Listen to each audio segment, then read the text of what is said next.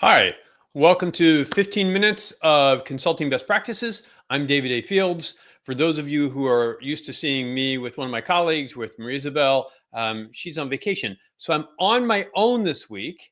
And that means be nice to me, say hi in the comments. And it takes a minute for them to show up so that I know that you're here, and ask questions because it's all about Q&A.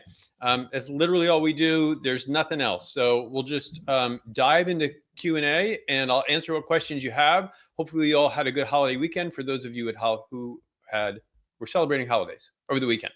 Okay, with that said, Jaron, what came in on through email that we have? Okay, and I'll read this, but you guys type your questions or say hello. I was talking with a contact yesterday, and a couple of opportunities for projects came up.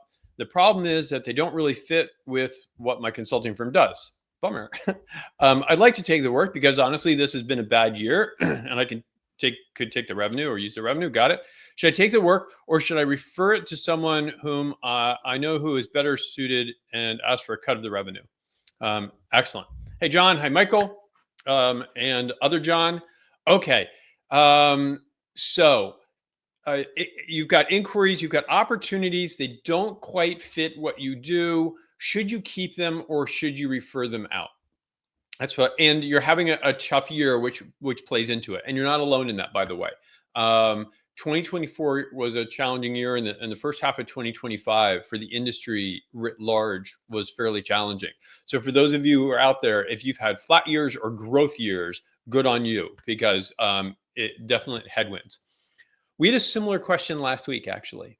And my response, hopefully last week, because it'll be what it is this week, is if there's business, if there's an opportunity and it fits neatly under your brand, the brand of what your firm does, then you take the work.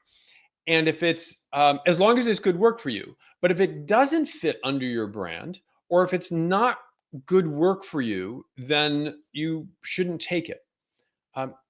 Now, I want to be real and practical here. When your numbers are looking grim and your pipeline is a little thin, the cupboard's a little bare, then all business starts to look like good business, and you can be really tempted to take any project, even if the client isn't great, or even if the project doesn't fit with what your firm does. And I'm not going to tell you to turn away business if your firm is sitting idle, if you've got people on the bench, and there's a project you could win that would get folks moving. With the caveat being, as long as you can deliver it with quality. Meaning, if it's a little outside what you do, but everybody's idle, and you know you can actually deliver a great result, great outcome for the client, then fine. But that said, do keep in mind, bad business crowds out good business. So if you fill yourself with business that does not fit what your firm does, good business will come along and you won't have room for it. So just be aware of that. So taking all of that out of it, though, taking the revenue and your need for revenue out of it, generally, if it fits under your banner, it's the kind of work you can do, then do it. If it doesn't, then, and a lot of opportunities don't, then just refer it out and take the standard 10 to 15% referral fee. You'll still be bringing in cash. You won't be taking on projects that are suboptimal for you and your client. That'd be my overall recommendation. Folks, if you have different opinion on that, or you have a question that's a follow-up, please post it so that I can answer your follow-up question. And John, if you're one of the Johns here, let me know if that answered the question. All right, let's see what's come in. Recommending your book and the stream. Thank you so much. I really appreciate that. Oh, and next week, I'll mention again at the end, we have a guest Q&A person coming who is leads a staffing firm, because I know a lot of folks get business through staffing firms. So it'll be me and a guest. Thanks for live, great format, Suzanne. Also, your business will sway into directions that may not stay profitable. Exactly right. If you take bad business, it can lead you into just sort of poor directions that aren't optimal for your firm. So I agree with you, Suzanne. Excellent. No one's posted a question, So Jaron, did anyone else come in? Any others come in, or is this going to be the shortest Q&A we've had so far? No, there's another one. I'm doing my outreach, and thanks to your 1-1-1 approach, I'm getting time on the calendar with prospects and clients. Yeah, the 1-1-1 approach worked really well. Okay, now we're in endless reschedules, which will get worse because it's summer. That's true. All the reschedules are for good reasons. Okay, so people aren't just blowing you off. People have legitimate reasons for rescheduling, but it's hard to have a conversation if you can't get someone on the phone. What should I do? Yeah, okay, Robin. I'm not sure you're going to like my answer on this one. But first of all, okay, so you're not just being blown off. You've had success with 1-1-1s, which is excellent. We got an email last week from a client who literally said, I can now trace a $45,000 project directly to a 1-1-1 outreach. So, awesome. You're doing the work to create conversations. People are rescheduling. It is summer. And you just keep asking for the conversation. There's really nothing else to this.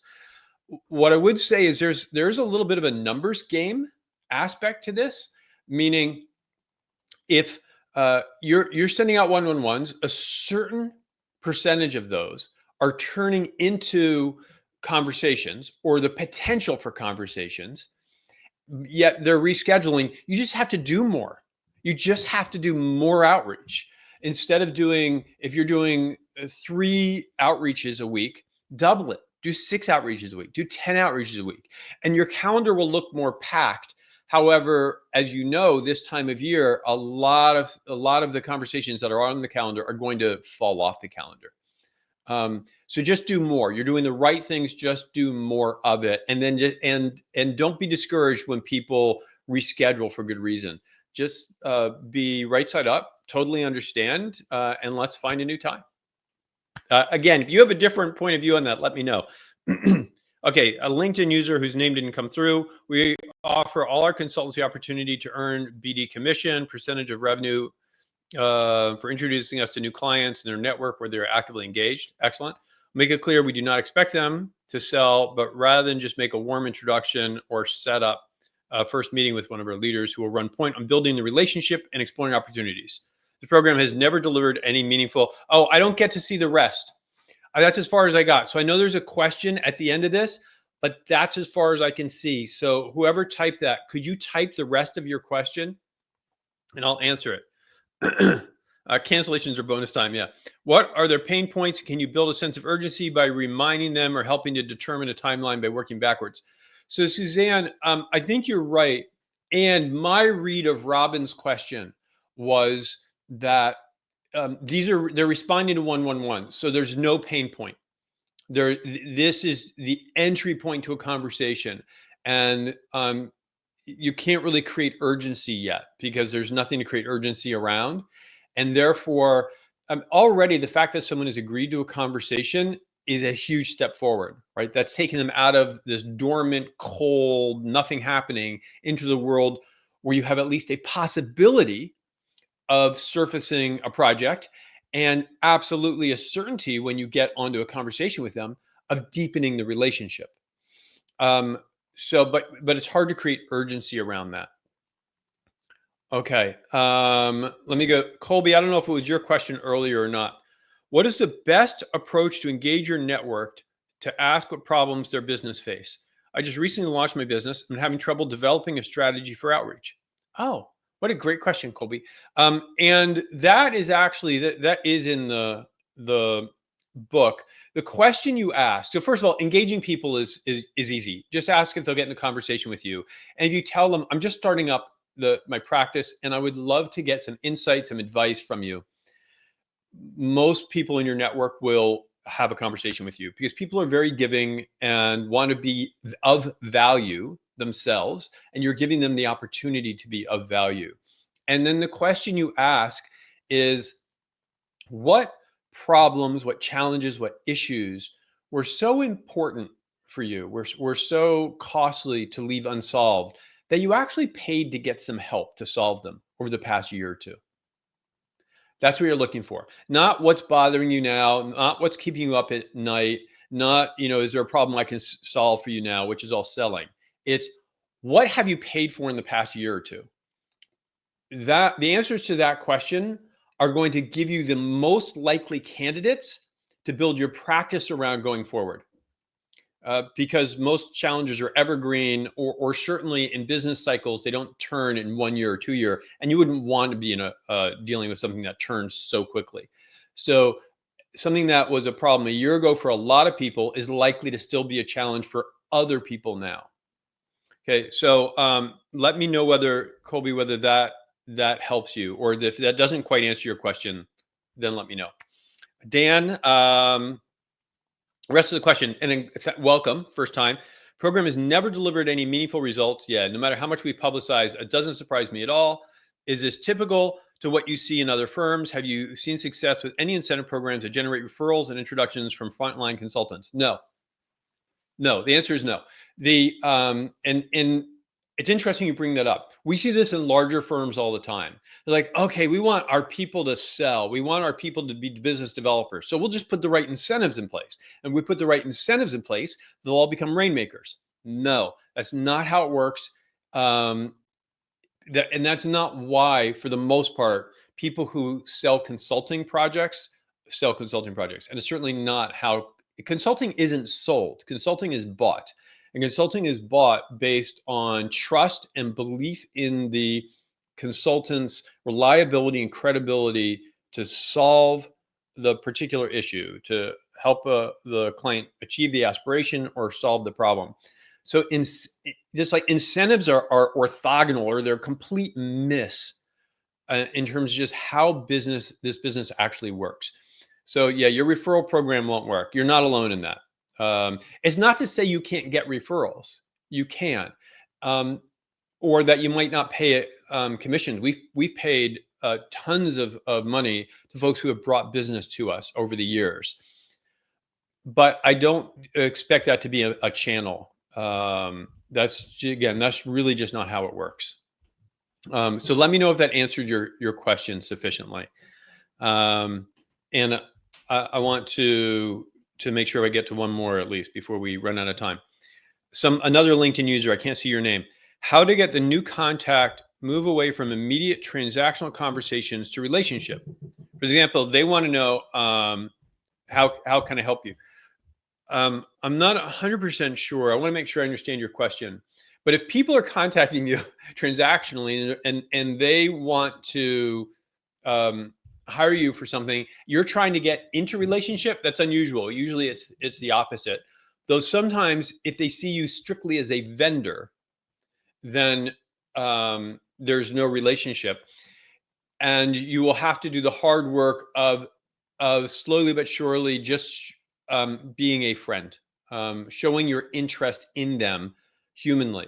They may keep you at arm's distance because they may say, look, you're just a vendor. I already have friends. I have people I trust. I don't need someone else who's trying to be in relationship with me, which is fine. Some folks will be there, and don't take offense to it. Just continue to be interested in them. Be right side up. Don't focus on yourself being interesting. Focus on them and be interested in them and what's going on in their life. And perhaps if you do get a tidbit that presents itself so that you can give them as appropriate a piece of value or a gift or something that's personal, then take that opportunity. We're going to run out of time, but let me know if that answered your question. If not, post it again and we'll hit it next time. Is there an industry event that you could get into a room and ask these questions, and/or attend sessions that will reveal more detail? I think you're going back to the questions to discover what's going on. That's best done one-to-one. And I would set those up as one-to-one conversations, Suzanne. Okay. There are some more questions here, and these are all excellent, and we will get to them. So please come back next week. We'll do them first next week. Or though, because we have a guest, if we don't get them next week, we'll do them the week after. So keep asking these questions and we'll keep getting to them. But we're going to hit the bottom of our 15 minutes. And so I want to thank you for spending time with me these 15 minutes, asking really great questions. I appreciate that so much. Before you go, remember, what do we have in the bottom, Jaron? put Monday live in your calendar. A couple of you are first timers. If you just put that in your calendar, you'll show up every week, and you can ask questions, and you'll see the questions other people are asking, which is also tends to be pretty interesting. Also, if you're not connected with me on LinkedIn, here's my LinkedIn. Connect with me. You can connect with Marie Isabel also. She would love to be connected with you. And if you don't happen to get my weekly articles, you should definitely subscribe, which you can do right there, davidafields.com/subscribe. And there you go. Thank you for being here with me. I so much appreciate it. I hope you have a fabulous week. And remember, just as we've said a couple of times already, just stay right set up. Remember, consulting is not about you. It's about them. It's about your clients. It's about your prospects. And just build relationship. Give them value. Give them kindness. And I and the guest will see you next week. Take care, all.